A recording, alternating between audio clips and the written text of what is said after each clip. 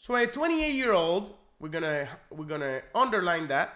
28-year-old is brought to the emergency department by friends, okay, who states that the client became violent.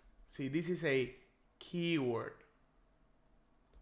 This evening in a local bar after a partner's breakup.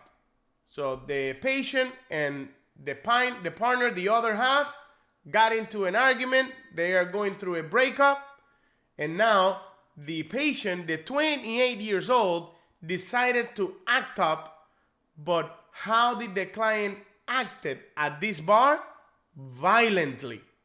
That is important. What else happened? The client accused the partner of cheating, blah, blah, blah. That's a distractor.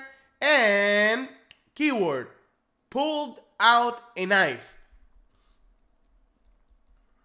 That is another keyword.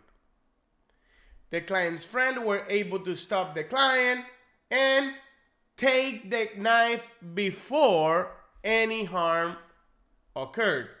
Why is this important? The patient no longer has the knife. See? You see how this ability is trying to have a better picture. You can develop a better picture. I'm only highlighting the most important keywords. I'm not paying attention to all the other nonsense. So far, all I care about is 28-year-old acted violently and pulled out a knife. That's it. That's the only thing important so far. They state that they have never seen the client act like this and are worried that something might seriously wrong, blah, blah, blah. Currently, another keyword. Now. This means now. Currently. This means me right now as the nurse. Currently. The client seems agitated. So the client is agitated, restless, and pacing in the emergency department. Okay? So, professor, what is really happening? How can we put all this together by analyzing the scenario and determining the relevant information? We had a 28-year-old that has the potential to act violent, that pulled out a knife, but no longer has the knife, and right now is agitated, anxious, restless. So now we have an idea of what's going on. Now let's look at the question. Based on the client information provided, what is the nurse's first action?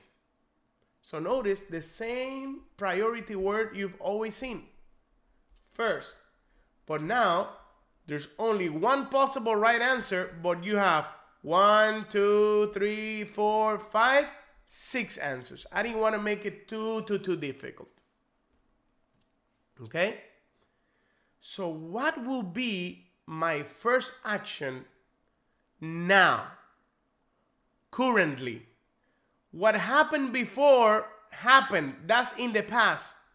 What will I do now?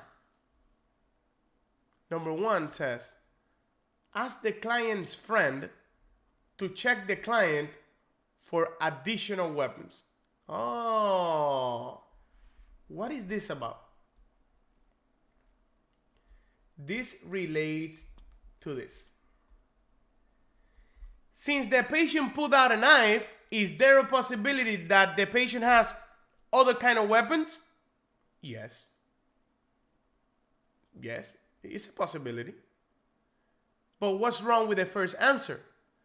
That if the patient were to have another weapon, I cannot ask the friend to find if there was another weapon. See, where is the distractor in the scenario? That the friends originally were the one that got the knife from the patient. So you could say, well, if the patient did, if the friend did it once, they can do it again. No, incorrect. Why? we are now in a controlled environment. Now we have a security department that could deal with that. Not the friend, not you either, because we don't go around searching people to see if they have weapons. See? So answer number one, we can eliminate.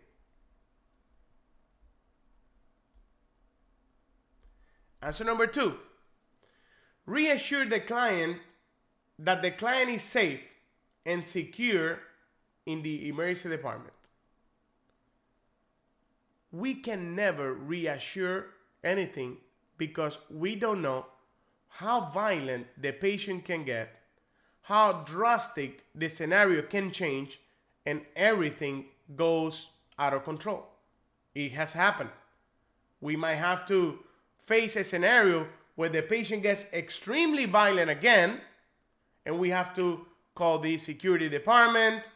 We have to call a code gray or whatever is called in the hospital that you're going to work.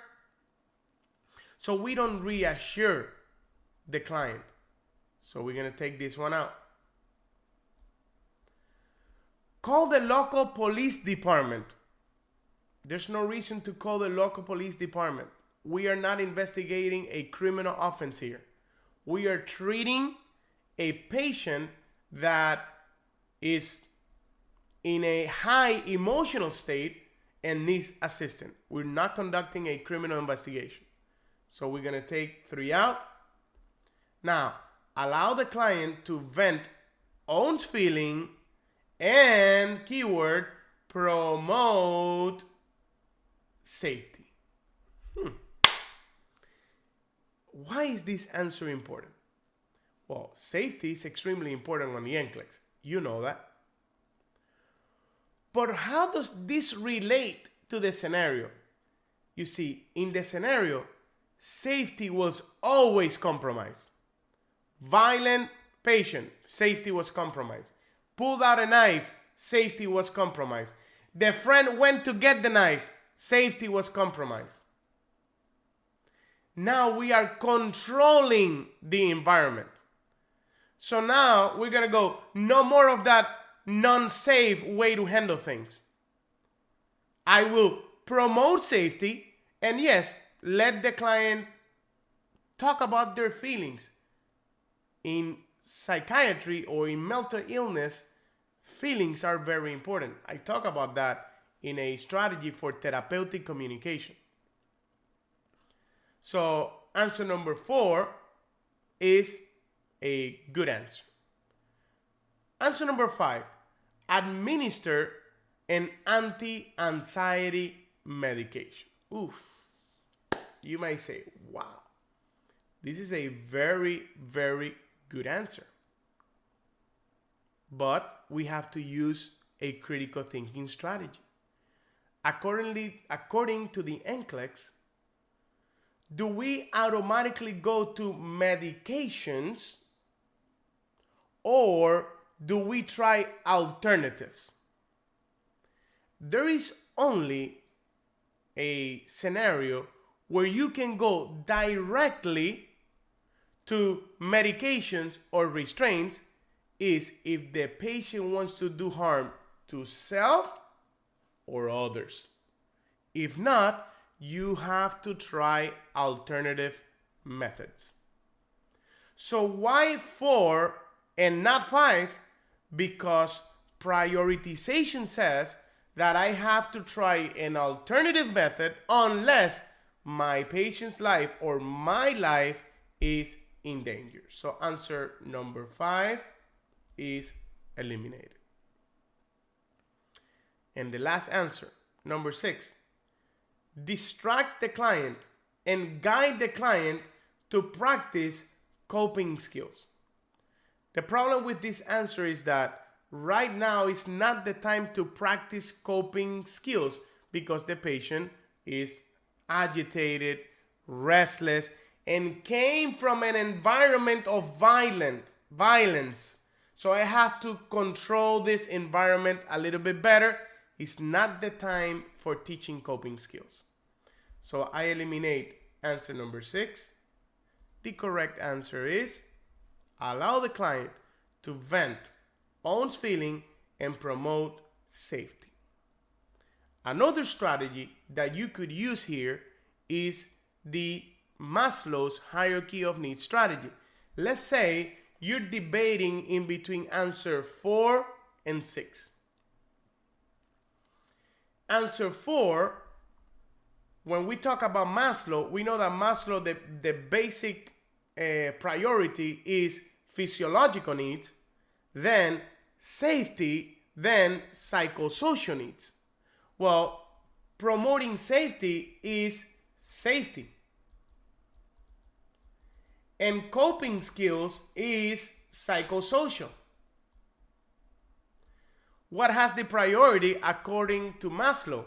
Safety has the priority over psychosocial needs. So another reason to eliminate the last answer.